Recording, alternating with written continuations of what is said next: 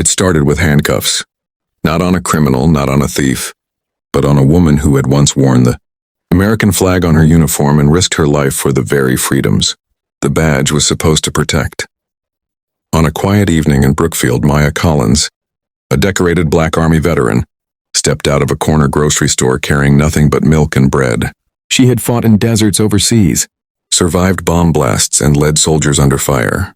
Yet here on the streets of the country she had defended, she was about to be treated like an enemy. 2 police cruisers screeched to a stop in front of her, blocking the sidewalk. Without sirens, without warning, the doors swung open, and 2 white officers stepped out, eyes narrowing on her like hunters spotting prey. "You." Hands where I can see them. Officer Daniels snapped, his palm brushing his holster as if she were a threat. Maya froze, startled. "Is there a problem, officer?" His partner, Officer Miller, circled to her side with a grin that wasn't friendly. "Got a call about a shoplifter. Black female, about 5'7". Looks like you." Maya lifted the bag in her hand, her voice calm but firm. "I paid for this. You can ask Mr. Harris, the store owner. He knows me. He has cameras." But Miller just laughed. "Yeah, they always have a story. I served in the United States Army," Maya said, her shoulders squaring. 3 tours overseas. You're making a mistake." Daniel stepped in close, towering over her. "Save the speeches. Turn around." Before she could say another word, he shoved her against the hood of the patrol car. The bag split, bread tumbling to the ground, the carton of milk bursting open in a white splash across the pavement. The crowd that had gathered gasped, phones rising to record. "That's Maya," shouted Mr. Harris, running from the store. "She didn't steal a thing. She's a veteran. You're arresting the wrong person. Check the cameras." But Daniels ignored him. The sharp metallic snap of cuffs echoed across the street, louder than the murmurs of the crowd. Maya clenched her jaw, swallowing the humiliation. She had faced mortar shells and sniper fire, but this was different. This was her own country stripping her dignity in public view. They shoved her into the cruiser, her reflection in the glass window showing a proud soldier reduced to a suspect. No sirens, no urgency, just 2 officers smirking as though they had done something righteous. At the station, the humiliation didn't stop. She was dragged into a small interrogation room, wrists red and raw from the cuffs. Daniels leaned against the wall, arms crossed, his tone laced with contempt. "You think you're special? Because you wore a uniform? Out here you're nobody. Just another perp who thinks they're above the law." Miller leaned forward across the table, his grin widening. "Better get used to this. You'll be here a while." Maya sat silently, her breathing steady. She had been trained to keep her composure under fire, and she wasn't going to give these men the satisfaction of seeing her break. But the weight pressing down on her chest wasn't just rage, it was betrayal. She had bled for this country, and now she was shackled by the very people sworn to protect it. What the officers didn't know was that Maya wasn't alone. When Daniels had slammed her against the patrol car, the impact had triggered her smartwatch's emergency alert. Within seconds, a ping went out to her emergency contacts, including Colonel James Porter, her former commanding officer who now worked with the FBI. Along with her location came a short audio clip, Daniel's voice snarling, "Out here you're nobody." Porter's face darkened when he heard it. He had seen Maya drag wounded soldiers through enemy fire, had seen her stand when stronger men had fallen, and now 2 small-town cops thought they could humiliate her. Not on his watch. Within minutes, 3 black SUVs with tinted windows tore down the highway, engines roaring like thunder. The men and women inside weren't just federal agents. They were soldiers of the law, carrying badges that outweighed the arrogance of any local officer. Back in the station, Daniels chuckled to Miller. Bet she thought she was somebody. But outside, less than 30 minutes from the moment they cuffed Maya Collins, the rumble of federal tires was growing louder. The ground beneath the station was about to shake. The FBI was coming, and they weren't coming quietly. The clock on the interrogation room wall ticked with a steady, hollow rhythm, each second dragging out like a test of endurance. Maya sat with her hands folded on the metal table, her back straight despite the ache in her wrists from the cuffs. She stared at the peeling paint on the wall, refusing to meet the smug grins of the 2 officers who hovered nearby. Daniels leaned against the corner, arms crossed, eyes locked on her like she was a puzzle he enjoyed breaking. Miller paced around the table slowly, tapping his baton against his palm. the sound sharp and deliberate. You know what your problem is? Miller sneered, stopping just behind her chair. People like you think you deserve respect just because you wore a uniform. But that was overseas. Out here it doesn't mean a damn thing. Maya didn't flinch. She had heard taunts from enemies in languages she didn't understand, had stood her ground under fire, and had seen hatred far worse than this. But the sting came from knowing this wasn't a battlefield. This was supposed to be home. Daniels chuckled. You sit there all quiet, acting like you're above us. You think we don't see right through that? We know your type, entitled, always playing the victim card. Her jaw tightened. She wanted to shout, to unleash the fury boiling inside her. But discipline held her still. The army had taught her control, even in the face of cruelty. She simply said, calm and low, I've buried brothers in arms who died for this country, and right now you're dishonoring every single one of them. The words hung in the air for a moment, heavy and sharp. Miller's smirk faltered for just a second before he forced a laugh. Save the speeches, soldier. Nobody's buying it. Meanwhile, across town, the roar of engines cut through the evening air. 3 black SUVs weaved through traffic with precision, sirens off but urgency blazing in their speed. Inside, Colonel James Porter sat in the front passenger seat, his expression stone cold. He replayed the audio clip on his phone, the sound of Daniels snarling, out here. You're nobody. Every time he heard it, his grip tightened. ETA? Porter asked, his voice clipped. 10 minutes, the driver responded. Porter's eyes narrowed on the road ahead. That woman gave everything for this country. If they've laid a hand on her, they'll regret it. Back at the station, the humiliation continued. Daniels pulled out a folder, empty, nothing more than a prop, and dropped it on the table with a thud. Here's the thing, Collins. You can make this easy on yourself. Admit you were trying to steal. Say you resisted. Maybe you walk out of here with just a slap on the wrist. Maya raised her head slowly, her eyes locking onto his. The steel in her gaze made even him hesitate for half a beat. I won't admit to something I didn't do. I have nothing to be ashamed of. The shame belongs to you. Miller slammed his baton onto the table, the sound jolting through the room. Watch your mouth. Outside the room, a young officer at the front desk glanced nervously at the security monitors. He'd seen the arrest earlier and heard Mr. Harris's protests. Something about the whole situation didn't sit right with him. He picked up his phone, scrolling through social media. Already, videos of the arrest were spreading online. Hashtags were forming. Comments filled with outrage. The story was going viral faster than the department could contain. He turned as the faint rumble of engines approached from outside. The kind of rumble that wasn't normal. Heavy, coordinated. He stood up, peering through the glass doors of the station, and his eyes widened as 3 black SUVs screeched to a stop in front. Men and women in dark suits with badges already visible stepped out with purpose. Inside the interrogation room, Maya noticed the change first. Not the sound, but the sudden shift in the air, the way tension seemed to ripple through the walls, footsteps pounding heavily down the hall. Her soldier's instinct recognized the rhythm of command. This wasn't local police. This was something bigger. Daniels frowned, glancing at Miller. What the hell is that? Before Miller could answer, the door to the interrogation room burst open. A tall man in a dark suit stepped in, badge flashing. His voice cut through the room like thunder. Federal Bureau of Investigation. Step away from her now. Daniels blinked, his bravado faltering. Excuse me? This is our jurisdiction. Not anymore, Colonel Porter said coldly. Stepping forward, his eyes locking on Maya. For the first time since the arrest, her face softened with relief. Recognition sparked between them, soldier to soldier, mentor to protege. Porter turned his gaze on Daniels, his tone deadly calm. You put cuffs on a decorated Army veteran. You shoved her against a car in front of witnesses. You ignored evidence that cleared her. You've humiliated someone who gave more for this country than you will ever understand. Miller opened his mouth, but the sight of 4 more FBI agents filing into the room silenced him instantly. Their presence was overwhelming, their authority undeniable. Porter leaned closer, his voice low but seething. Pray that all she suffered here was bruised wrists. Because if I find out you put 1 more scratch on her, you'll answer for it in ways you can't begin to imagine. For the first time that night, Daniel's smirk was gone. Maya sat up straighter, her dignity slowly returning as the balance of power shifted. She wasn't alone anymore.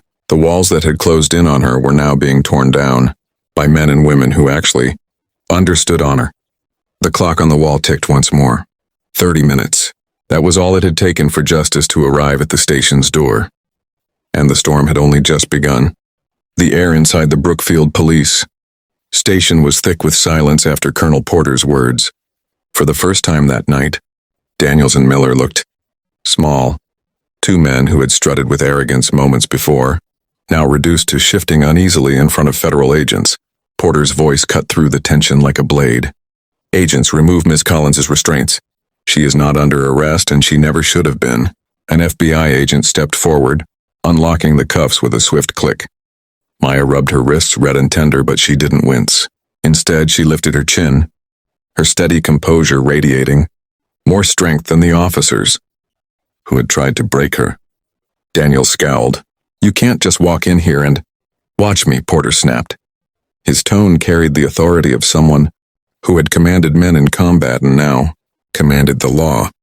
"You've crossed a line tonight, and you're going to answer for it." Behind him, two more agents moved into the hall. "Secure all records of the arrest. Body cam footage, station logs, booking reports, everything. No evidence leaves this building except through us." Miller swallowed hard, his earlier smugness replaced with a pale sheen of sweat. "This is a misunderstanding." Porter turned on him sharply. "A misunderstanding?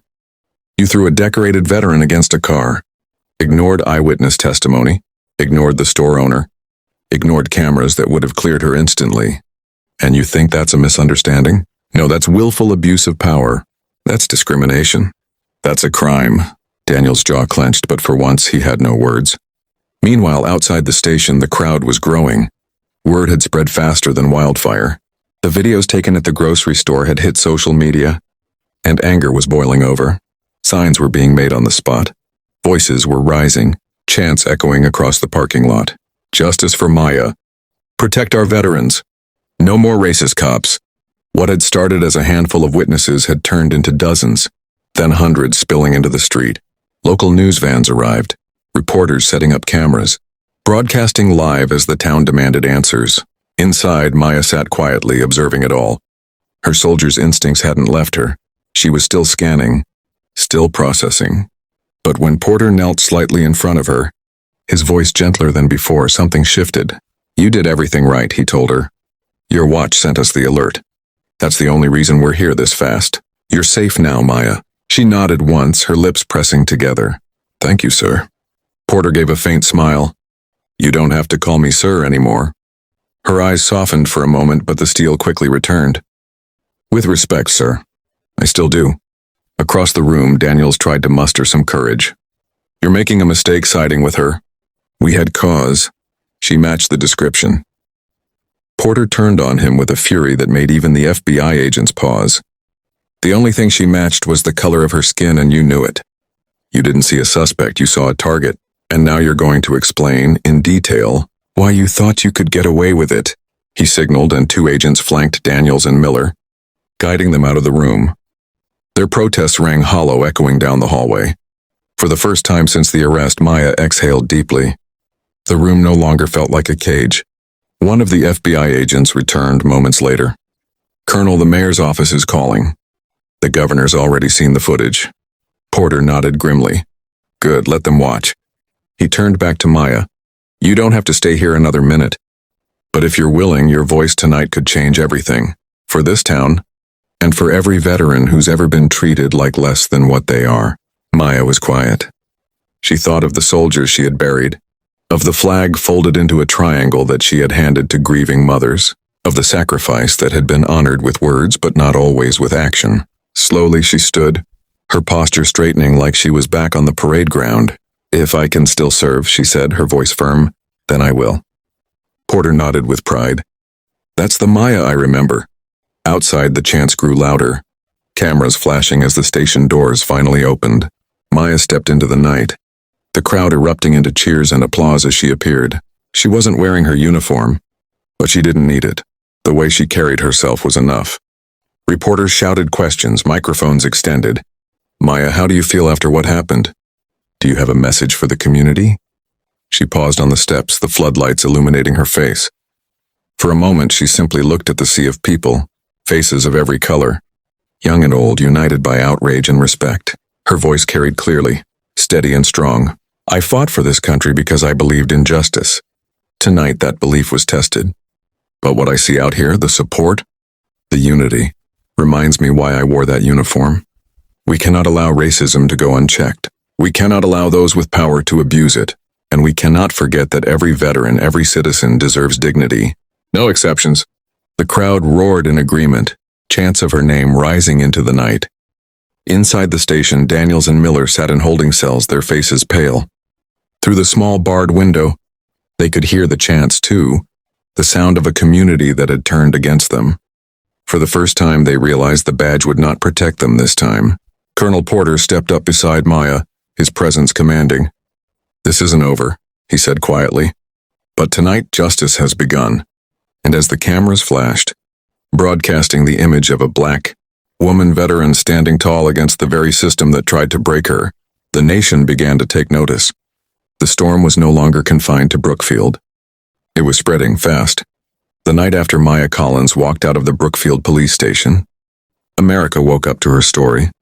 Every major news network replayed the shaky cell phone footage from the grocery store, the bread falling to the ground, the milk spilling across the pavement, Maya being slammed against the hood of a squad car.